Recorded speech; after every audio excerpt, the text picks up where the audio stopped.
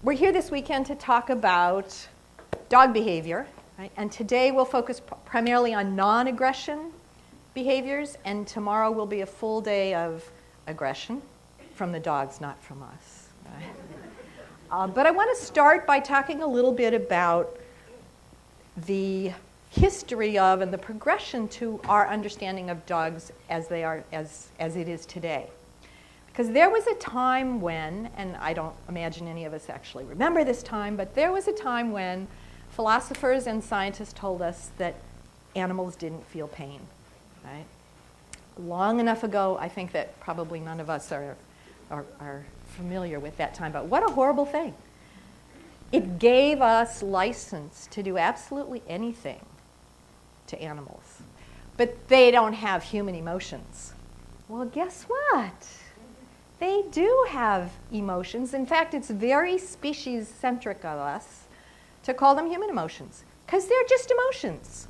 You know, who died and gave them all to us? Lots of animals share the same range of emotions we do.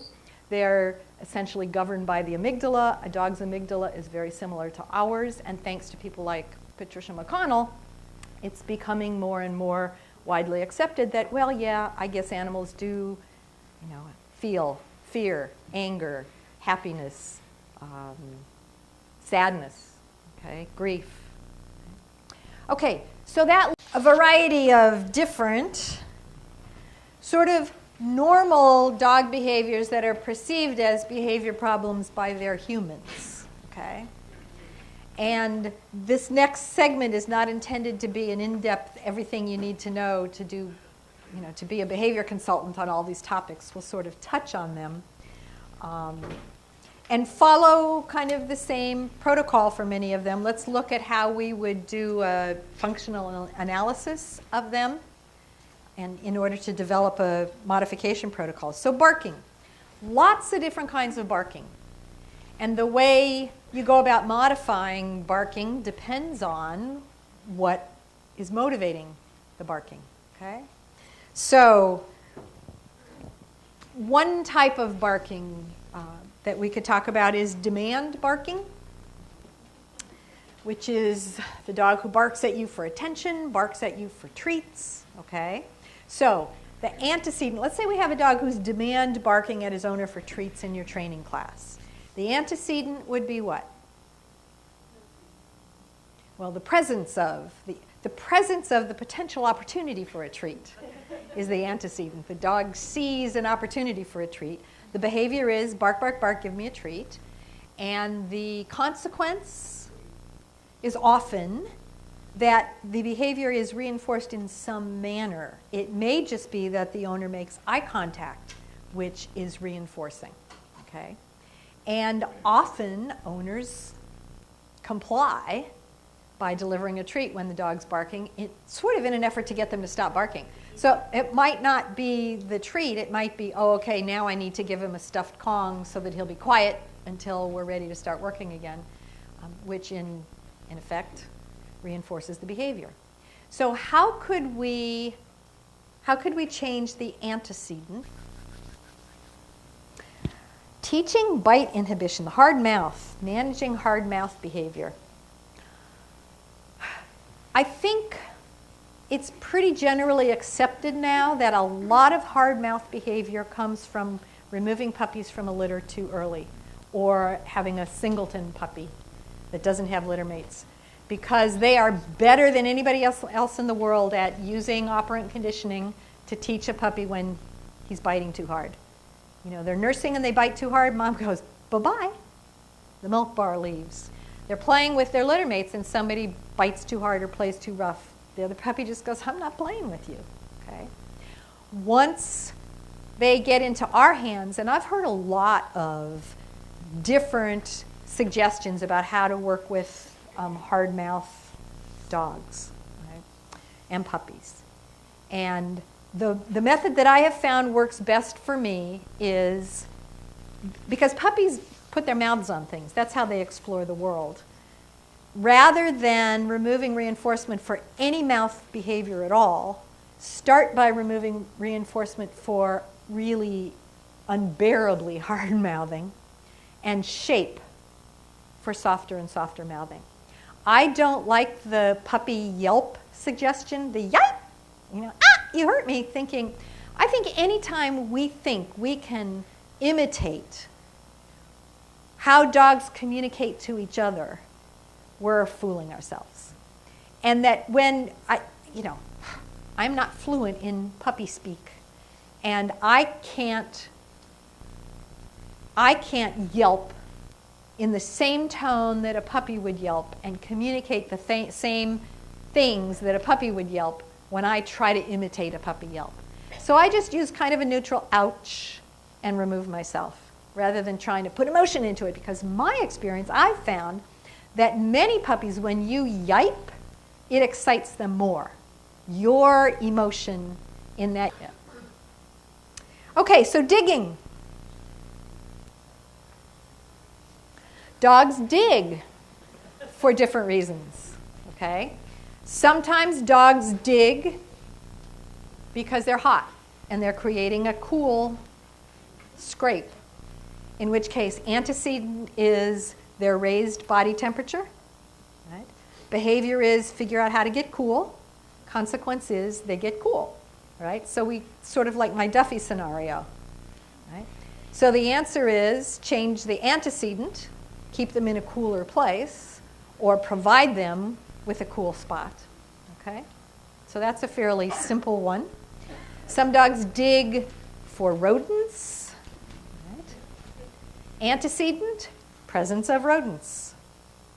Behavior, dig for them. Consequence, sometimes you get them. Sometimes you just have the joy of inhaling rodent-laden air. And so, easiest with that, manage the antecedent. Evict the rodents. You can sometimes flood rodents out of their homes with a hose. They can usually escape without drowning. Or restrict your dog's access to the area where the rodents are inhabiting. Hard to change the consequence for that one, right? So jumping up. I have seen puppies who have been well reinforced from the time they've left their litter and before for sitting. And it's marvelous to see an excited dog run up to people and sit as hard as they can, because that's what gets reinforced, okay? So it really is, in this case, changing the consequence. Remove reinforcement for jumping up and heavily reinforce an incompatible behavior. And the earlier you start, the easier it is, and the better you are at managing the antecedent or managing the consequence, the better you are at preventing people from reinforcing that dog for jumping up, the more successful you'll be. Because behaviors that are intermittently reinforced become very resistant to extinction. Behaviors that are reinforced occasionally teach the dog that if they just keep trying long enough, eventually the reinforcement will happen. So the assessment process that we use at our shelter is a modified version of the one created by Kelly Bolin for her master's thesis, which is a modified version of Sue Sternberg's. So Sue Sternberg's twice removed. It's more forgiving than Sue Sternberg's process is, and we have modified it even further. When we first moved to Washington County and started working with the Humane Society of Washington County, any sign of resource guarding was, immediate fail. Now we have an entire scale, and it's only really extreme resource guarding that gets a dog euthanized. We will make a dog available for adoption even with a significant degree of resource guarding behavior. We just get more and more careful about who we might adopt that dog to. What is more natural and normal for an animal than to guard its high-value resources? We do it all the time. Are your car doors locked out there? You're resource guarding. Okay? Do you lock the door of your home? You're resource guarding. If you live in the country like we do, you might have that .22 rifle by the back door. We're resource guarding. Okay? It's a survival behavior. If an animal in the wild doesn't guard his food, he'll die of starvation.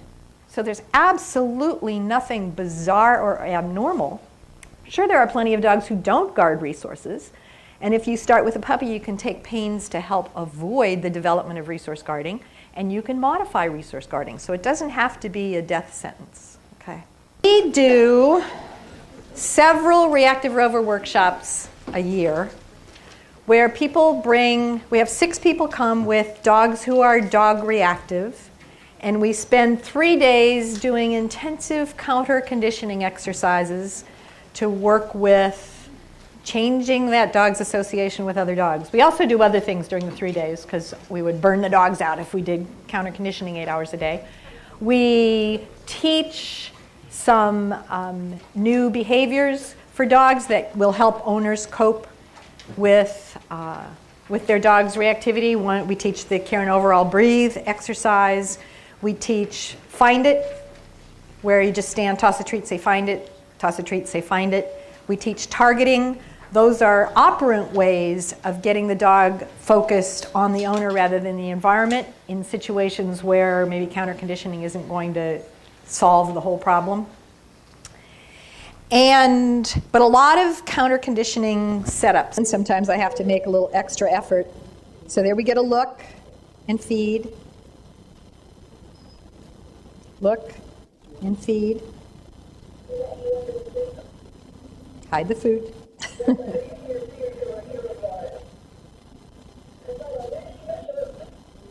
Look and feed. Okay, on to CAT. CAT stands for Constructional Aggression Treatment. It uses operant conditioning, negative reinforcement, to modify aggressive behavior. Okay? It was developed by Kelly Snyder and Dr. Rosales Ruiz at the University of North Texas. It's a shaping process, right? So we're not looking for the final behavior to reinforce, but each tiny step along the way. BAT usually moves the subject dog. CAT moves the trigger, the neutral dog or child or whatever. BAT aborts if the dog is over threshold. CAT historically prefers to wait for the dog to offer an acceptable alternative behavior. In BAT, the handler can cue a desired behavior, prompt a desired behavior if they feel the dog is stuck. And again, CAT prefers to wait for the dog to figure it out.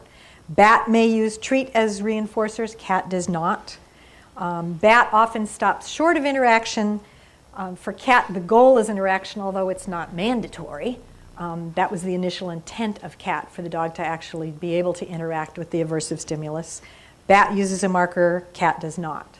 Similarities, they both work sub-threshold, preferably. Further below threshold, the better. Both work best with prepared setups. Although it's easier to do BAT without prepared setups, it's easier to use environmental stimulus with BAT. Both focus on shaping for an alternative acceptable behavior.